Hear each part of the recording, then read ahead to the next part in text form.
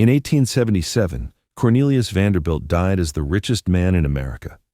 His fortune of $100 million was larger than the entire United States Treasury.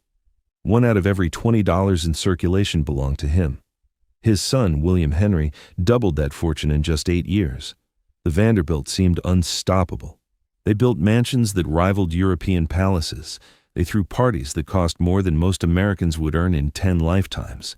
They dominated New York society, American business, and the railroad industry that powered the nation. And then, something went wrong.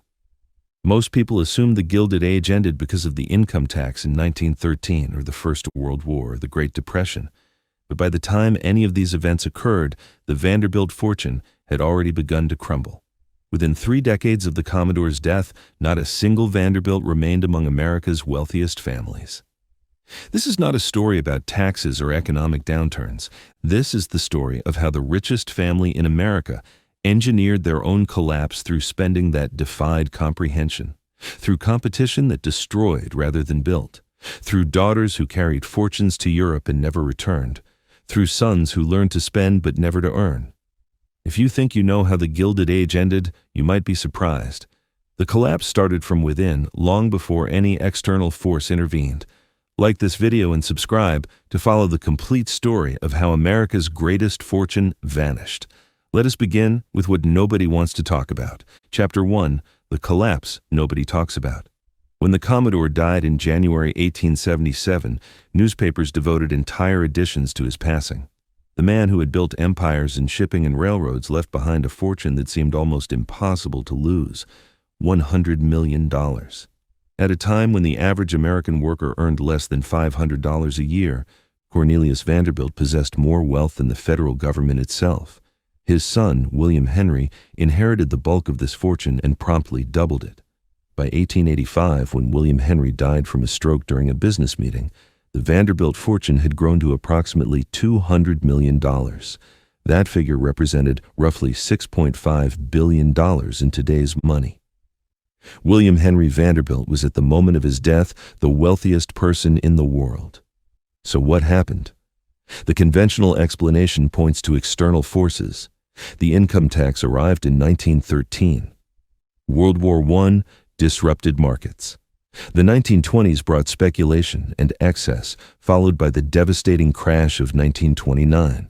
According to this narrative, the great fortunes of the Gilded Age were swept away by historical forces beyond anyone's control. But this explanation has a problem. The timeline does not match. According to Arthur Vanderbilt II, a descendant who studied his family's decline, the Vanderbilts had fallen off the list of America's wealthiest families within 30 years of the Commodore's death. That means by roughly 197 before the income tax, before the war, before the crash, other wealthy families that the Commodore would have considered rivals or even beneath him, families like the Rockefellers and the Carnegies, were still ascending. John Rockefeller would become America's first billionaire around 1916. Yet the Vanderbilts, who had once controlled more wealth than anyone in the nation, had already faded. Something else was happening. Something internal. Consider the physical evidence. The Commodore himself lived modestly, occupying a relatively simple home on Washington Place in Manhattan. He had no interest in displaying his wealth through architecture or parties. His focus remained entirely on building, acquiring, and expanding. When he donated $1 million to establish Vanderbilt University in Nashville, it represented his only major philanthropic gesture. But his children and grandchildren had different priorities. By the 1880s, the Vanderbilts had begun constructing mansions on Fifth Avenue that rivaled anything in Europe. 10 grand houses would eventually line the avenue, each more elaborate than the last. The Commodore's son, William Henry, built a triple palace that occupied an entire city block. His grandchildren competed to outdo one another with ever more extravagant residences. Here is the telling detail. These mansions were demolished within 70 years of the Commodore's death. The Petit Chateau at 665th Avenue, built by William Kissam Vanderbilt and his wife Alva in 1882, was sold to a real estate developer in 1926 and torn down the following year. The massive home of Cornelius Vanderbilt II at 57th Street met the same fate that same year, replaced by the Bergdorf Goodman department store.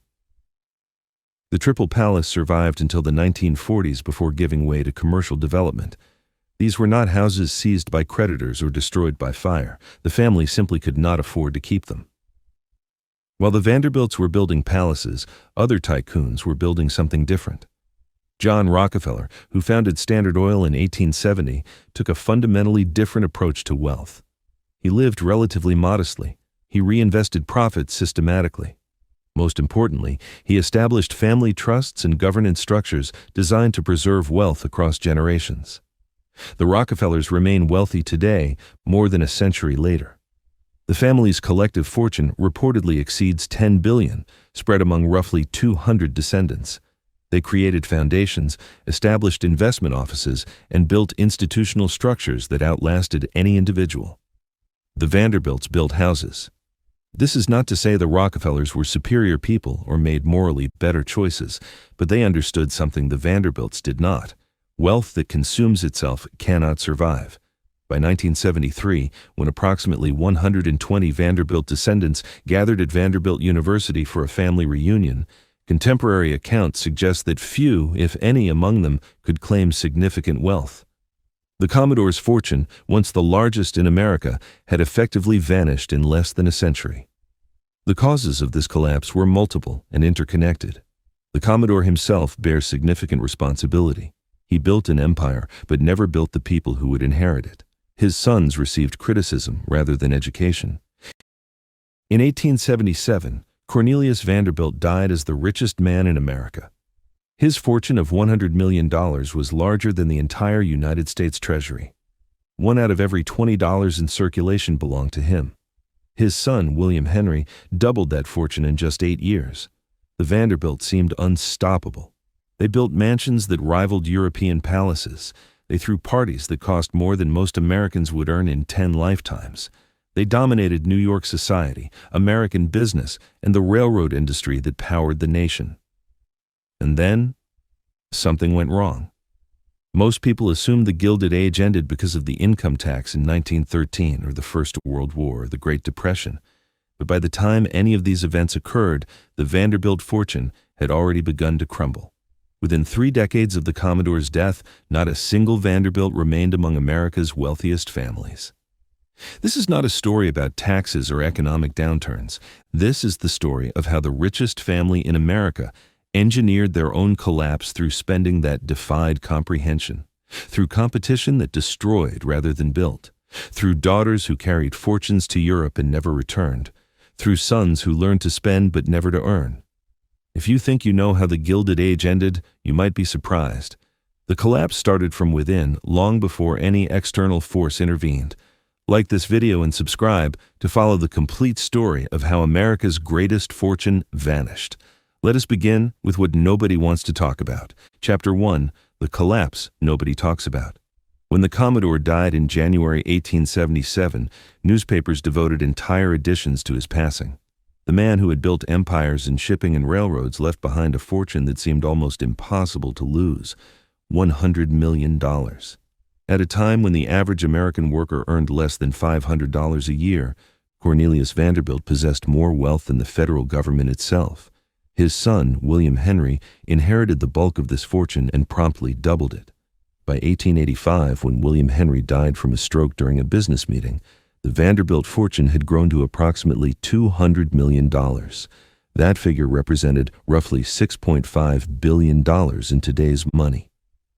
William Henry Vanderbilt was at the moment of his death the wealthiest person in the world. So what happened? The conventional explanation points to external forces. The income tax arrived in 1913. World War I disrupted markets. The 1920s brought speculation and excess, followed by the devastating crash of 1929. According to this narrative, the great fortunes of the Gilded Age were swept away by historical forces beyond anyone's control. But this explanation has a problem. The timeline does not match.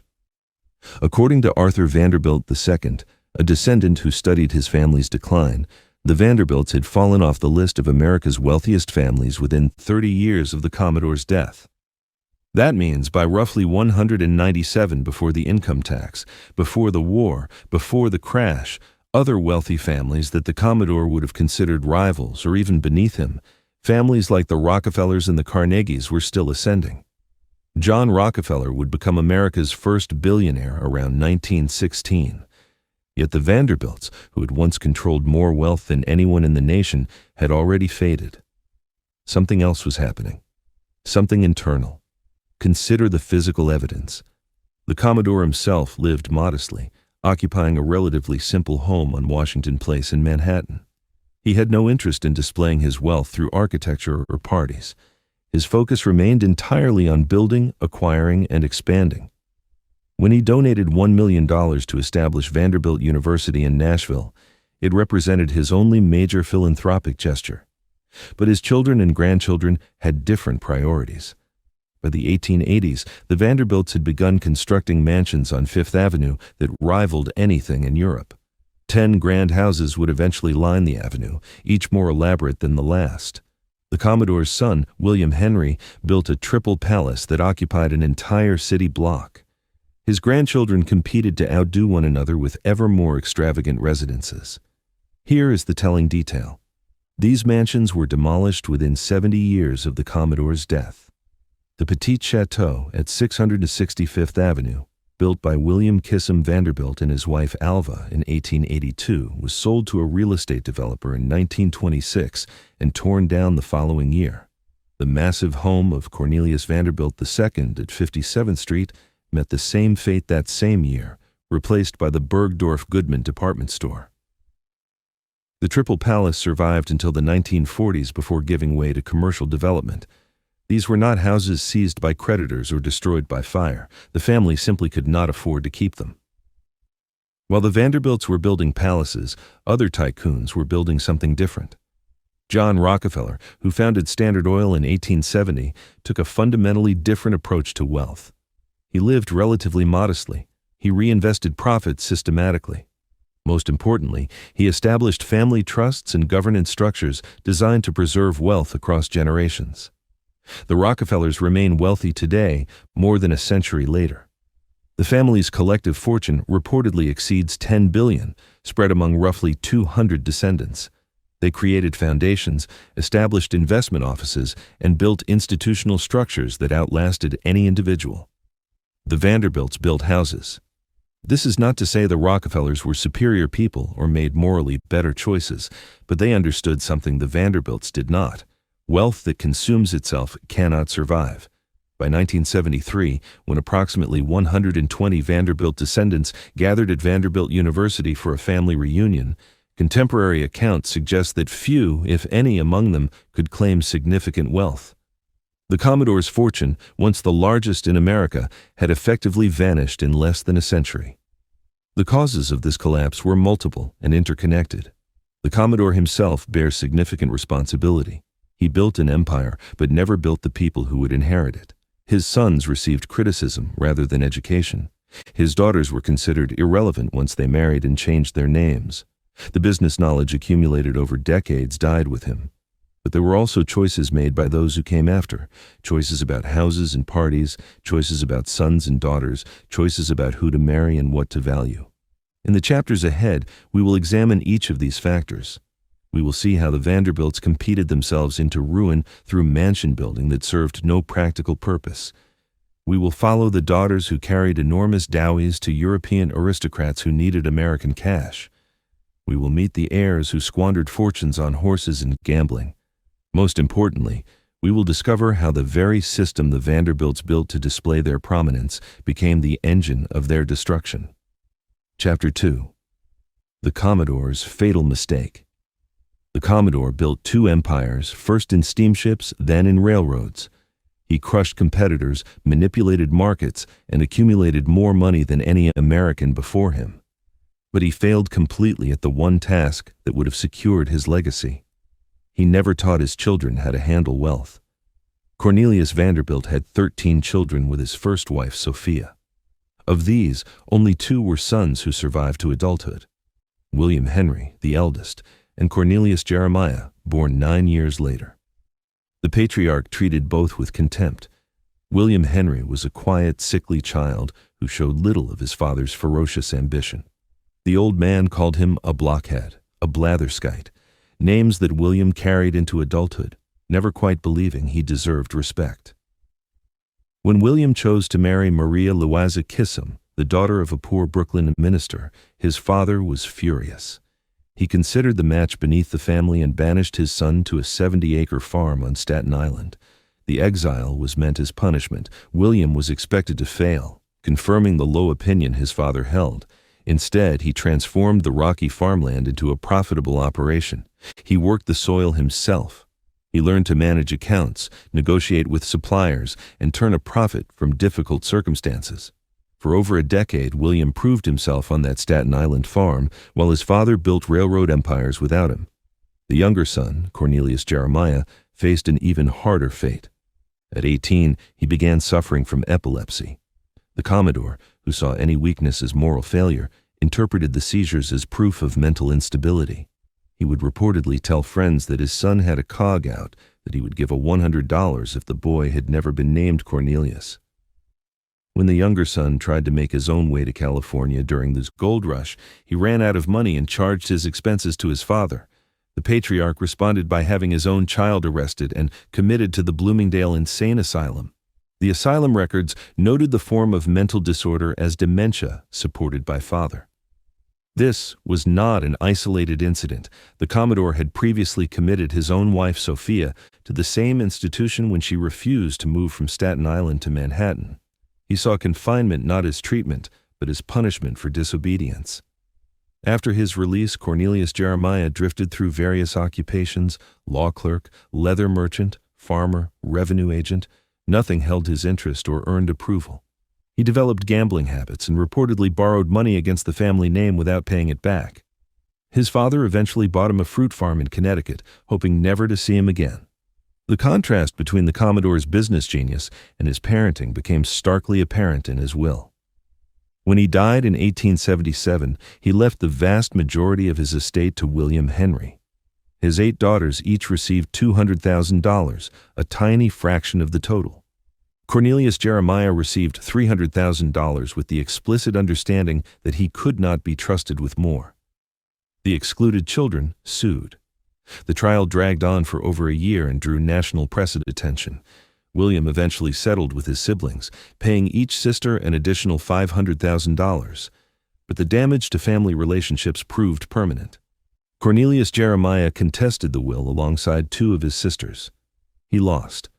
5 years later, in April 1882, he took his own life at the Glenham Hotel in Manhattan. He was 51 years old. The New York Times obituary called him the discarded son of the late Commodore Vanderbilt.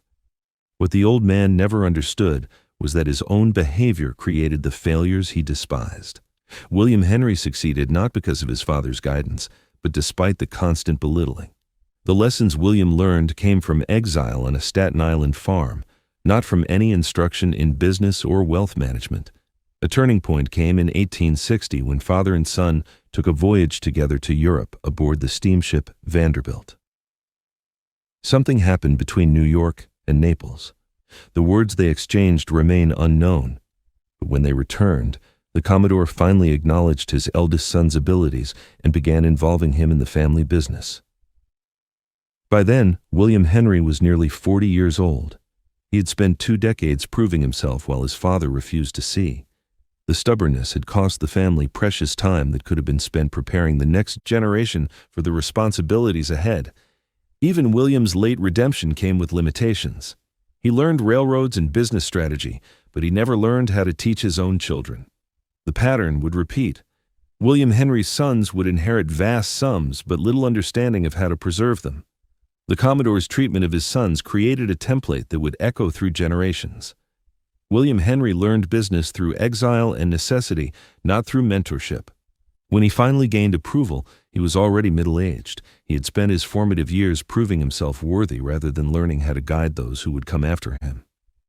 What would William Henry's children learn from watching their father struggle for decades under the patriarch's contempt?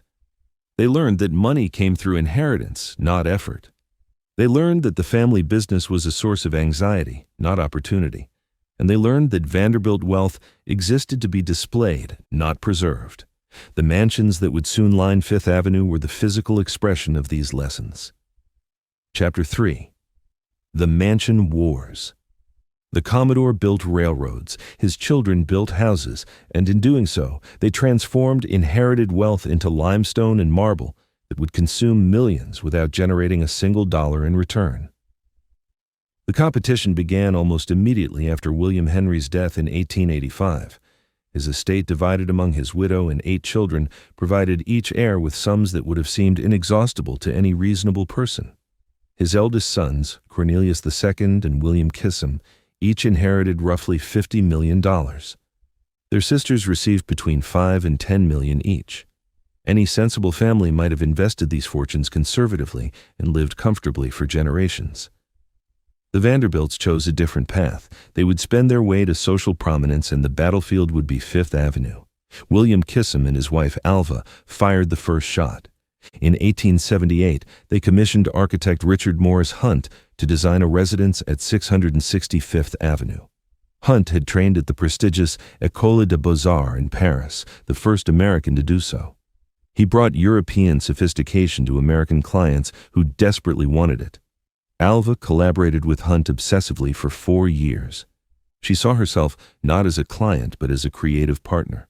The result was the Petit Chateau, a French Renaissance confection clad in gleaming white Indiana limestone that stood in stark contrast to the drab brownstone surrounding it.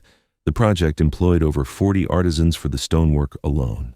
Contemporary estimates placed the total cost at approximately $2 million, equivalent to roughly $60 million today. The house was completed by late 1882.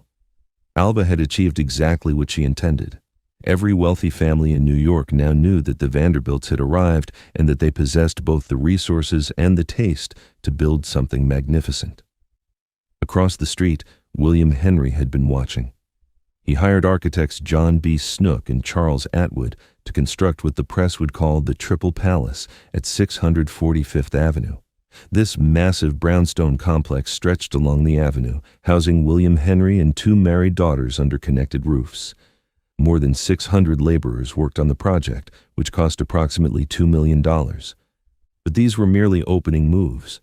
Cornelius II, William Henry's eldest surviving son, had inherited the largest share of his father's estate.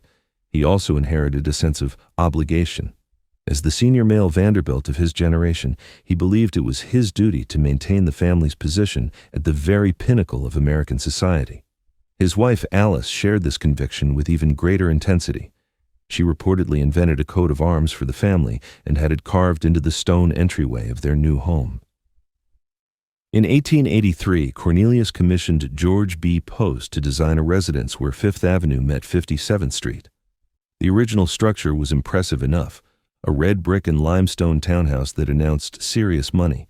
But within a decade, Cornelius grew alarmed. Other robber baron families were building on Fifth Avenue. Their houses were getting larger. He felt that rivals were trying to eclipse him. His response was dramatic. He purchased every remaining lot on his block, then rehired Post and brought in Richard Morris Hunt to expand the residence into something that would dwarf all competition. Hundreds of workers labored day and night. The expansion cost approximately $3 million, equivalent to over $90 million today. When completed in 1893, the house contained 130 rooms. It stretched the full length of the block front, the largest private residence New York had ever seen. But even this was not enough.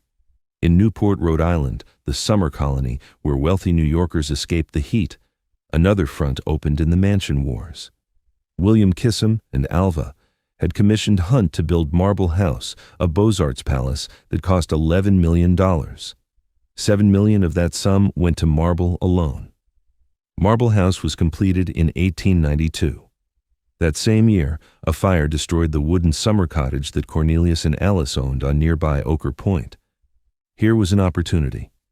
Cornelius could rebuild, and he could surpass his younger brother's showpiece. He commissioned Hunt yet again.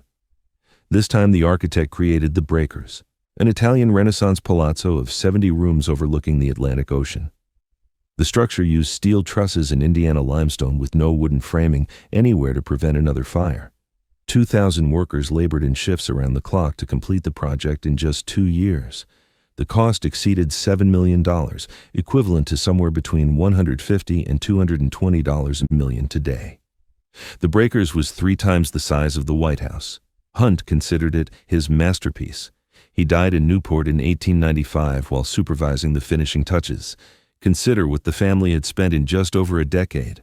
The Petit Chateau, the Triple Palace, the expanded Cornelius Mansion, Marble House, the Breakers.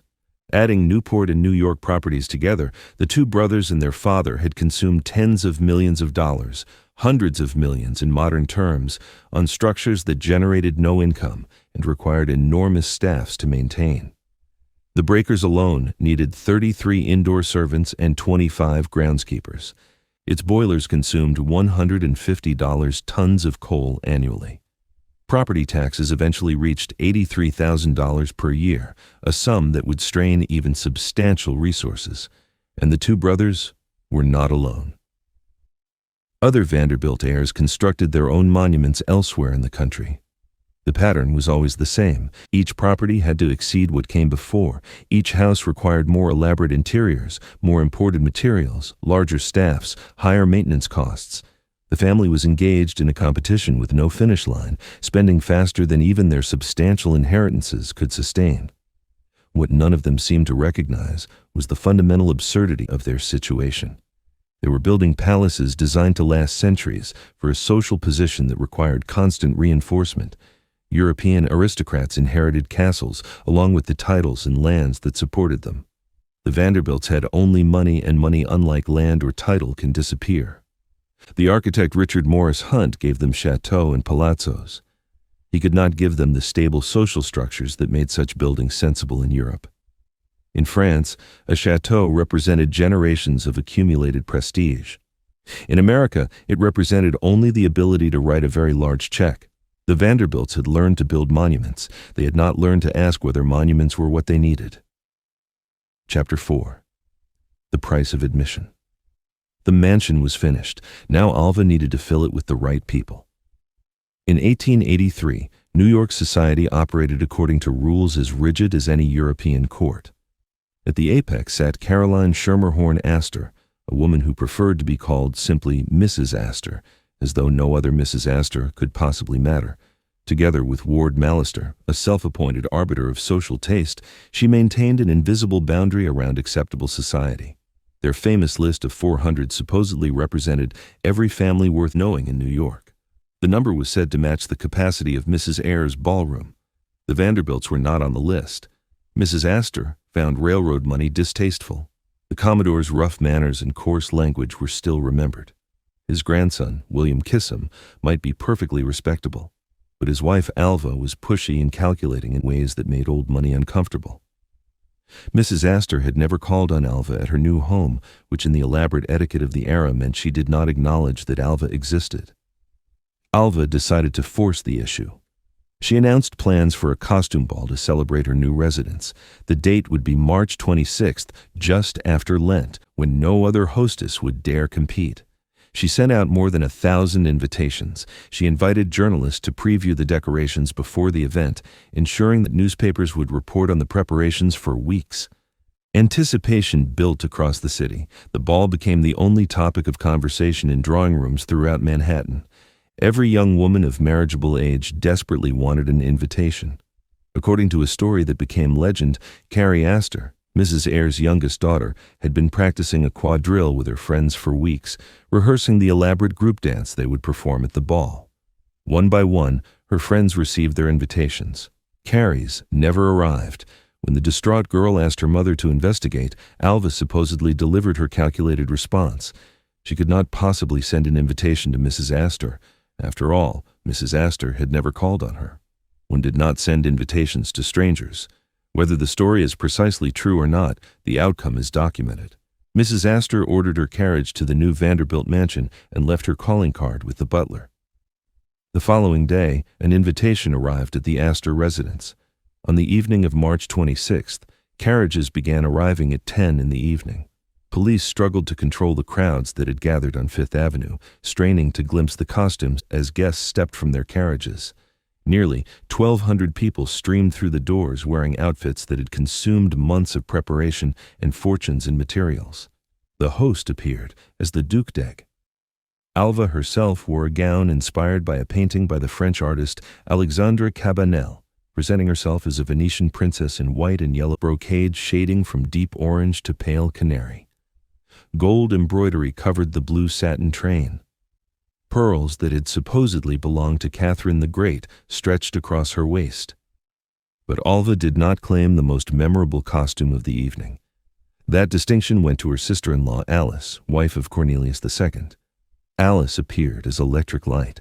The gown was a creation of Charles Frederick Worth, the most celebrated couturier in Paris. White satin shimmered with glass beads arranged in lightning bolt patterns. In her raised hand, Alice carried a torch that actually illuminated, powered by a battery concealed somewhere in the costume. She looked like the Statue of Liberty brought to life, a walking advertisement for the modern age. The newspapers went wild. Alice had upstaged Alva at her own party.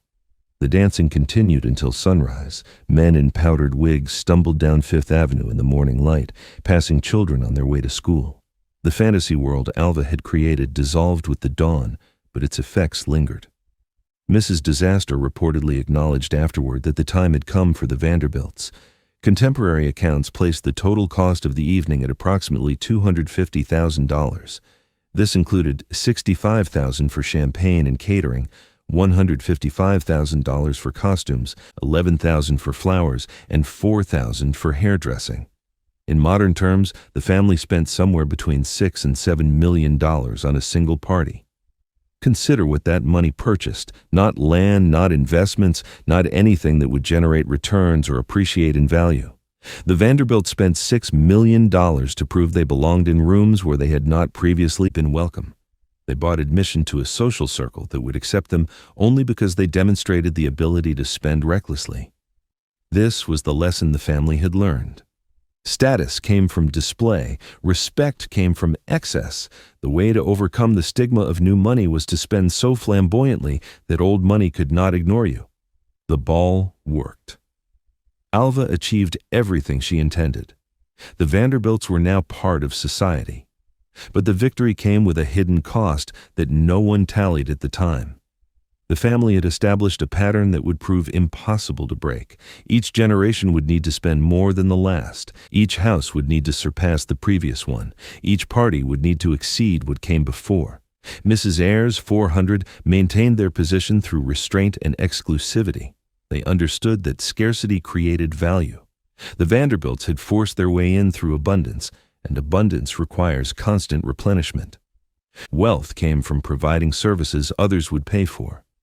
Reputation apparently came from spectacular disposal of that wealth. Chapter 5: Selling the Daughter. Consuelo Vanderbilt was 18 years old in 1895. She had grown into what contemporaries called a great beauty, with dark eyes, a swan-like neck, and a delicate oval face that made playwright James Barrie declare he would stand all day in the street just to watch her step into a carriage. She was intelligent enough to pass entrance examinations for both Oxford and Cambridge. She was worth approximately $20 million, and the entire country knew it. She was also, despite these advantages, entirely without power over her own future. Consuelo had fallen in love with Winthrop Rutherford, a handsome American from an established family. They became secretly engaged. When her mother discovered the relationship, she destroyed it through methods that would later be described under oath as coercion.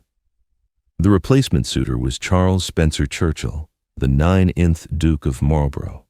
He was 23 years old and master of Benham Palace, one of the grandest estates in England.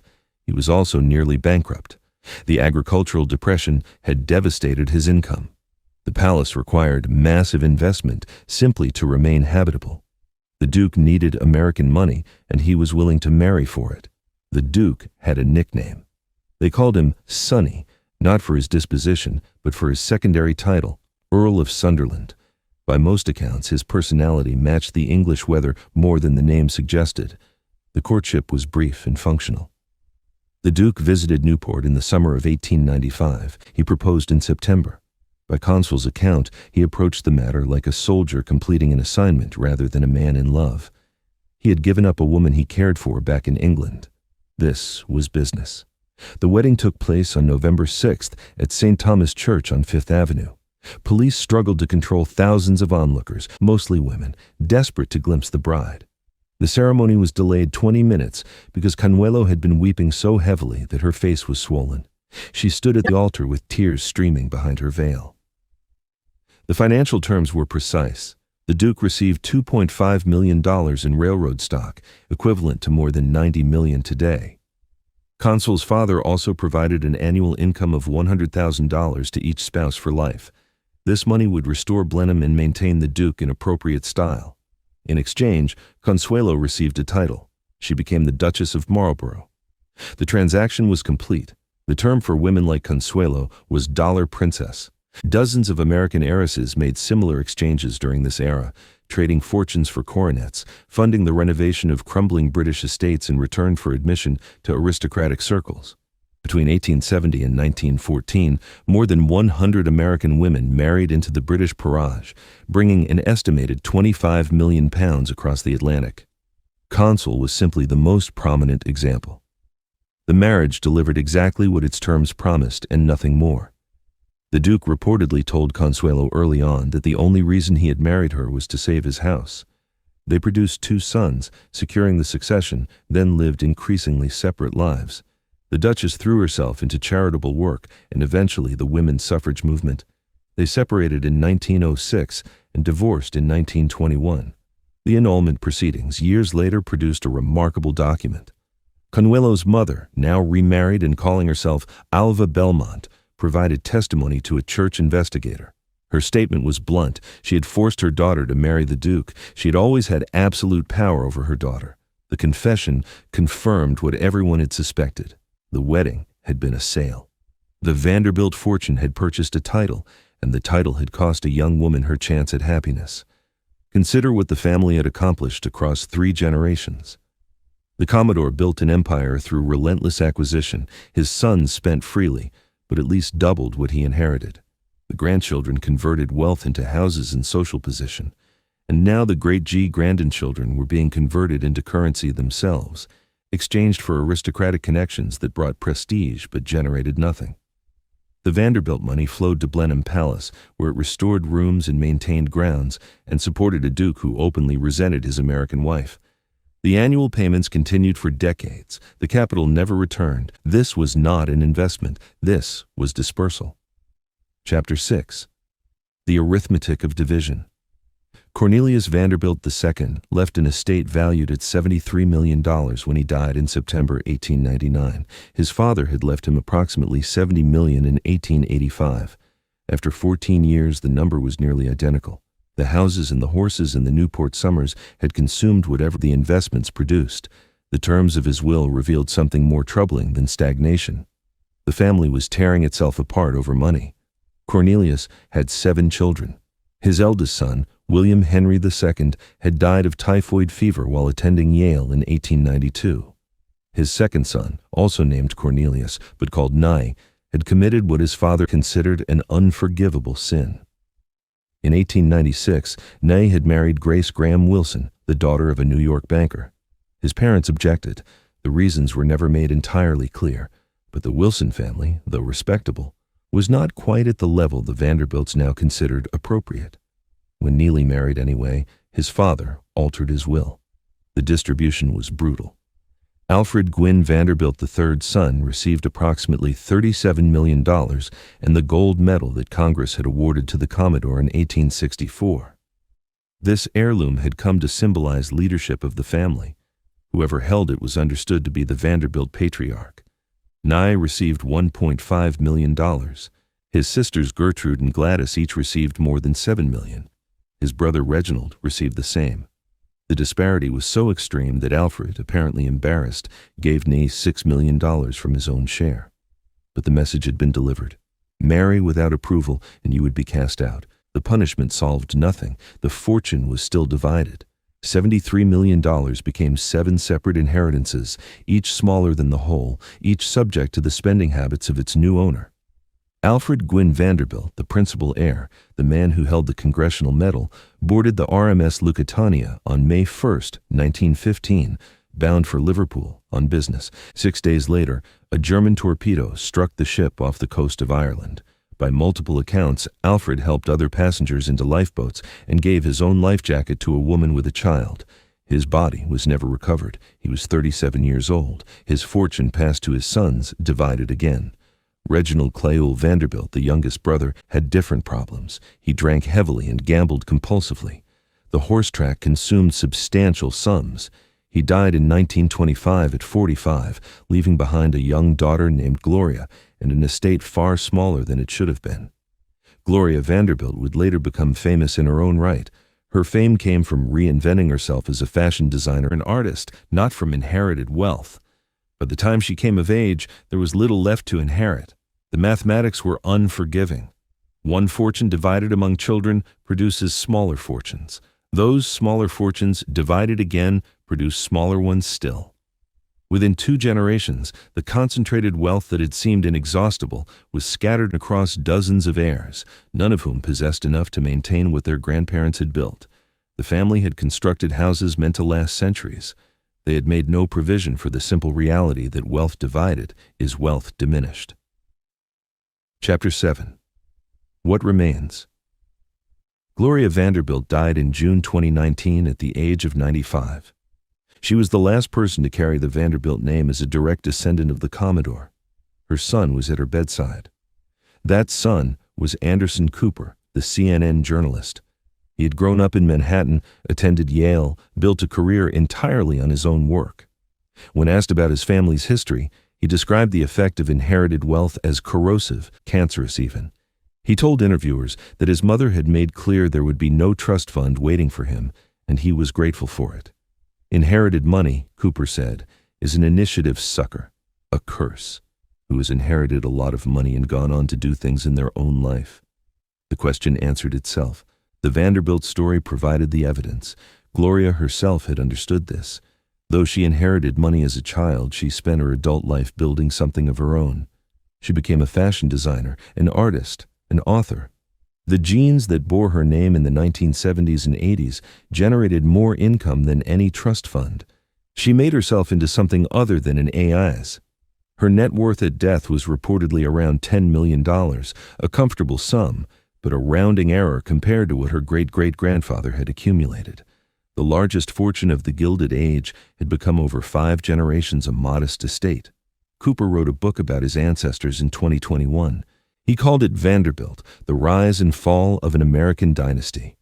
The title told the story plainly: rise and fall, not rise and continuation, not rise and transformation, fall. In the book's pages, Cooper described touring the empty rooms of mansions his family had built, standing in spaces designed to announce permanent arrival, but now operated as museums, or more often, replaced by office towers. He wrote about the spending that seemed normal to people born into it. They thought it would last forever. It did not last forever. It barely lasted a century. The Commodore started with nothing and built an empire. His son expanded what he inherited. His grandsons converted wealth into spectacle. His great-grandsons divided what remained until there was nothing substantial left to divide. What went wrong? The answer is not complicated. The Commodore built a business. His descendants built monuments to themselves. He created systems that generated wealth. They created displays that consumed it. He thought in terms of railroads and shipping lines and market share. They thought in terms of ballrooms and guest lists and European titles. The shift happened gradually, then completely. By the 3rd generation, being a Vanderbilt had become the family business. Maintaining the name, the houses, the social position required full-time attention and unlimited funds. There was no time left for building anything new. Each generation received its share outright and spent it outright. The money flowed out faster than it could possibly flow in. No structure existed to prevent any single heir from consuming their portion entirely. No governance separated the family's long-term interests from any individual's short-term desires. Anderson Cooper, born into the family's long shadow, chose a different path. He built a career. He earned his own money. He explicitly rejected the idea that inheritance was desirable. The inheritance he did receive was the story itself, The cautionary tale, the evidence of what happens when wealth becomes an end rather than a means. His great-great-grandfather started with $100 borrowed from his mother and built something that lasted. His mother started with a famous name and built something of her own. The pattern that worked was not inheritance, it was work. The name survives primarily in universities and museums and history books. The fortune does not survive at all. What remains is the lesson. Wealth is not a permanent condition. It must be actively maintained, carefully structured, and purposefully directed, or it will disappear within a few generations, remembered only in photographs of houses that no longer stand. The Vanderbilts learned this lesson too late.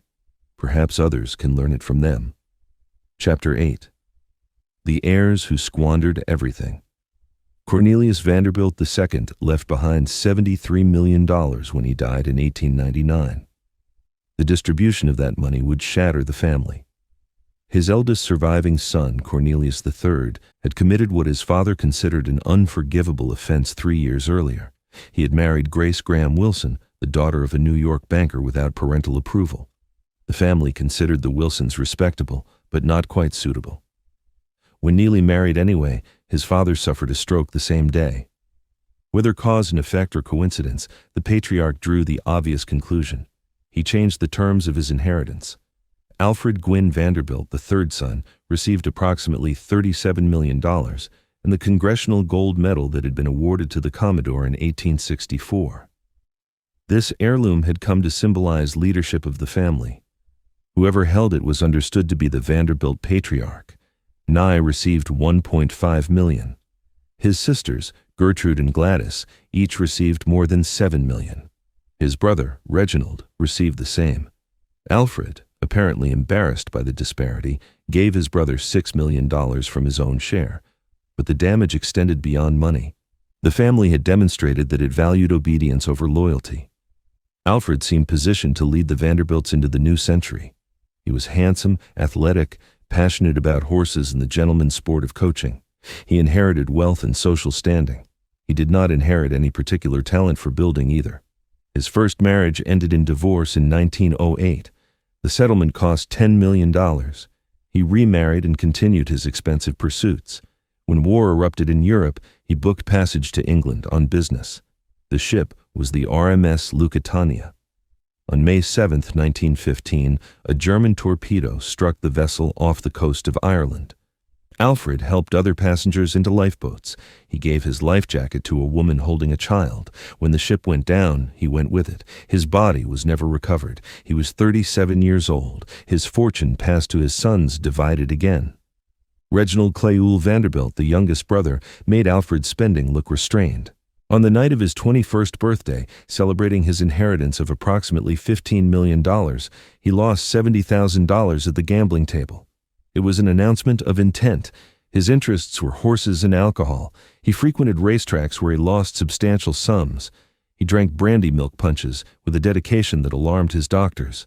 By his early 40s, they were warning him that continued drinking would kill him. He continued drinking. In 1923, at 42 years old, Reginald married Gloria Morgan. She was 17. The age gap raised eyebrows even in an era accustomed to unconventional arrangements among the wealthy. A daughter arrived the following year. They named her Gloria after her mother. 18 months later, Reginald was dead. Cirrhosis of the liver had destroyed him at 45. His young widow discovered the extent of the disaster when the lawyers read the will. The $15 million was gone. All of it. Gambling debts and living expenses and medical bills left the estate effectively bankrupt. The only money remaining was a $5 million trust that Reginald could not touch, to be divided between his two daughters from two marriages. Young Gloria would receive half when she came of age. Until then, her mother would administer the income. Gloria Morgan Vanderbilt was barely 20 years old, widowed with an infant daughter and no resources except her child's trust fund. She did what seemed natural to a young woman of her class. She went to Europe and spent Paris, London, Monte Carlo. She crossed the Atlantic so frequently that it became routine. Her social circle included the Prince of Wales, with whom her twin sister Thelma was conducting an affair. Little Gloria remained in the care of a nurse who had been with her since birth. Mother and daughter sometimes went months without seeing each other. By 1934, the arrangement had attracted the attention of Gertrude Vanderbilt Whitney, Reginald's older sister. Gertrude was everything Gloria Morgan was not. She had married well and managed her money carefully. She had become a serious sculptor and a patron of the arts. She had founded the Whitney Museum, and she believed her brother's child was being neglected. The custody battle that followed became a sensation. For 6 weeks, newspapers reported every scandalous detail. Allegations of maternal neglect, accusations of improper relationships, testimony about drinking and parties and European princes, Depression-era Americans struggling to feed their families, read with fascination about the dysfunction of people who had everything except the sense to preserve it. They called little Gloria the poor little rich girl. The phrase captured something essential. The Vanderbilt money had not protected her. It had made her a prize to be fought over, a source of income to be controlled, a symbol of wealth that brought attention, but not security. Gertrude won custody. Little Gloria would be raised by her aunt in an environment of discipline and structure rather than by her mother amid the chaos of European society. The trial confirmed what the public had long suspected. Wealth did not make families wise or careful or good. It simply made their failures more spectacular and more public. Chapter 9. The Palaces That Could Not Survive. The forces that would destroy the Vanderbilt palaces gathered slowly, then struck all at once. The first blow came in 1913 when the 16th Amendment to the Constitution authorized a federal income tax. For the first time in American history, the great fortunes faced systematic taxation. The Commodore had built his empire paying nothing to Washington. His grandchildren would not be so fortunate. By 1918, the top marginal rate reached 77%. Then came the war. When America entered the conflict in 1917, millions of young men left for France. The factories that had once employed immigrants now desperately needed workers. Women who had spent their lives in domestic service discovered they could earn better wages in munitions plants and textile mills with shorter hours and more freedom. They never went back. The old arrangement that had sustained the great houses, cheap immigrant labor willing to scrub floors and empty chamber pots, began to dissolve. The families called it the servant problem, as if loyalty could be purchased with slightly better wages. But the problem was not wages. The problem was that a new world had arrived, one in which working-class women had choices. Factory work paid better than service, offered regular hours, and did not require living under an employer's roof. By the 1920s, full-time live-in servants had become increasingly difficult to find. Part-time workers and day help replaced the armies of footmen and maids that had once staffed Fifth Avenue. Meanwhile, the city itself was transforming. Commercial development pushed northward along the avenue. Land values soared. The mathematics became inescapable. A single city block could support a department store generating millions in revenue, or it could support one family and their servants. The families chose revenue. William Kissam Vanderbilt's Petit Chateau, the French Renaissance mansion that had announced the family's social ambitions 4 decades earlier, fell in 1926. The wrecking crews arrived and demolished every trace of it. An office tower rose in its place. The same year, the northern section of the Triple Palace came down. William Henry Vanderbilt had built it to house his art collection and his daughters. Now, it was worth more as rubble. By 1947, the southern section followed, replaced by a high-rise office building. But the most painful demolition came in 1927 when the mansion of Cornelius Vanderbilt II, the largest private residence ever built in New York City, met the wrecking ball. His widow Alice had lived alone in its endless rooms with 37 servants for nearly 3 decades. She finally surrendered and sold the house for $7 million.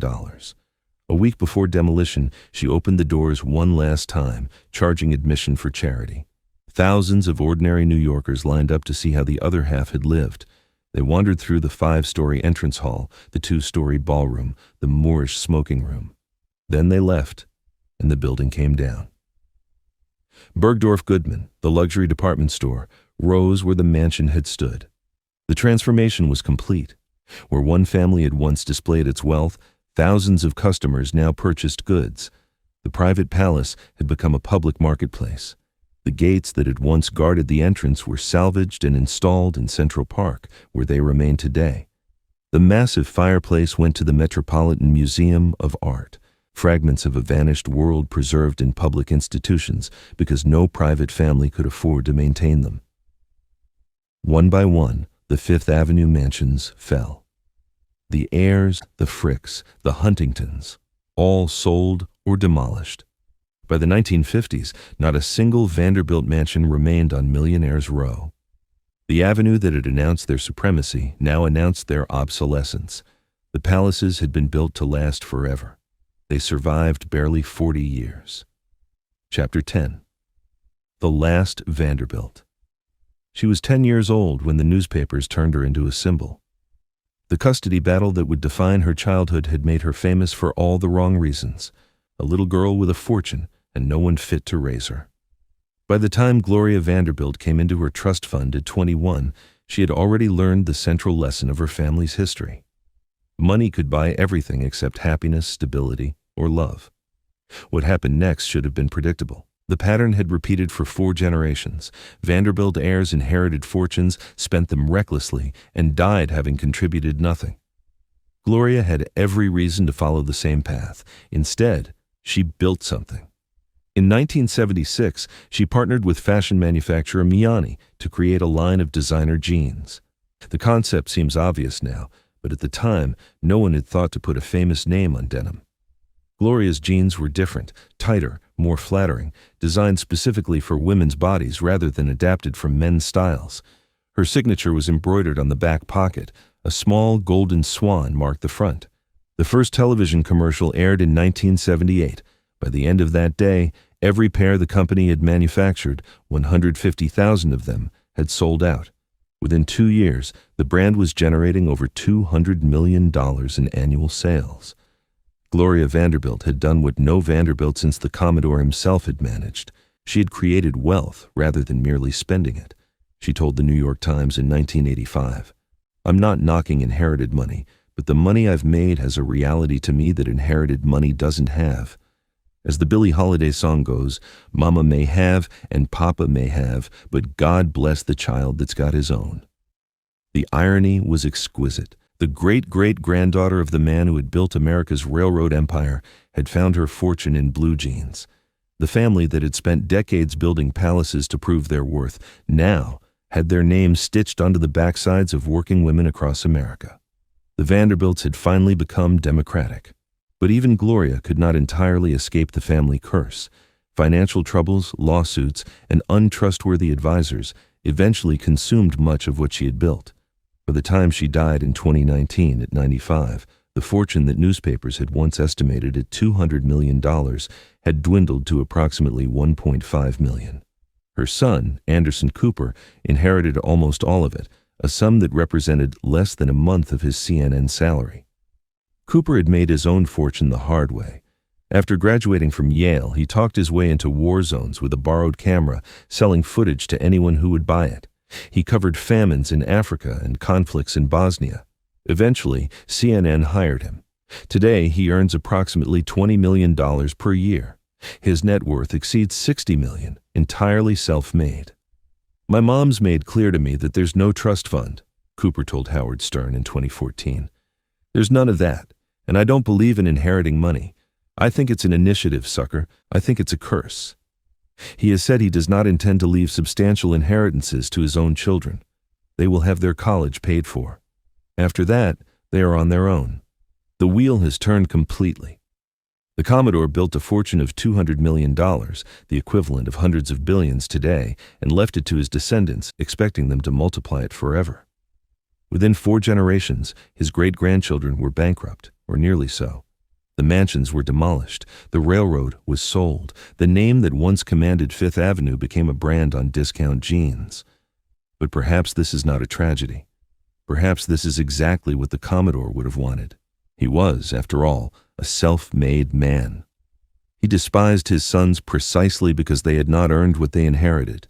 He understood better than any of his descendants that wealth without purpose is poison. His great-great-great-granddaughter figured it out. His great-great-great-grandson figured it out. The Vanderbilt name